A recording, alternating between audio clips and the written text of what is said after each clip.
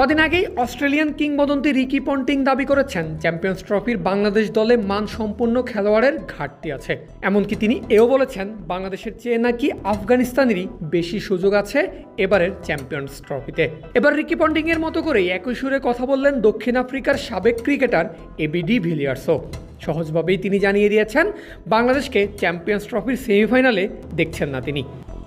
যদিও যে কোনো অঘটন ঘটানোর সামর্থ্য বাংলাদেশের রয়েছে, তবে ভারত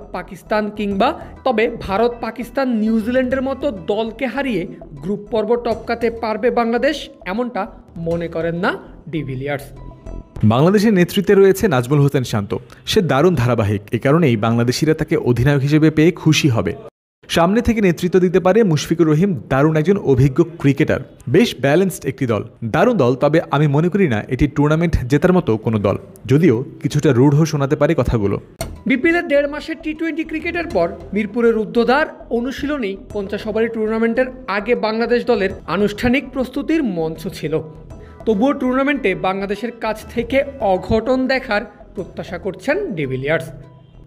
আমার মনে হয় না তারা নক আউটে যেতে পারবে। বাংলাদেশ সমর্থকরা আমার এই কথার জন্য আমাকে ঘৃণা করতে পারেন, সেজন্য আমি দুঃখিত। আমার মনে হয় না তারা নক আউটে যেতে পারবে, তবে তাদের সামর্থ্য আছে আপসেট ঘটানোর, কোনো একটি বড় দলকে হারিয়ে দেওয়ার। এটাই সত্যি কথা। তারা ভালো দল, তবে আমার মতে চ্যাম্পিয়ন্স ট্রফি জেতার মতো দল এটি নয়। সাম্প্রতিক সময়টা অন্তত ওয়ানডে ফরম্যাটে বাংলাদেশের জন্য খুব একটা সুখকর ছিল না। বিগত বছরের পুরোটাই কেটেছে হতাশায়।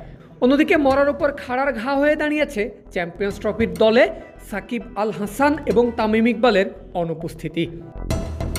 যেসব কারণ দেখিয়ে এবারের আসরে বাংলাদেশকে পিছিয়ে রেখেছিলেন রিকি পন্টিং, এবার একই লিস্টে যোগ হলো ডিভিলিয়ার্সের নামও। তবে পন্টিং আফগানিস্তানকে এগিয়ে রাখলেও এবিডির মতে আফগানিস্তানও বাংলাদেশের মতোই অঘটন ঘটানোর পর্যায়েই থাকবে।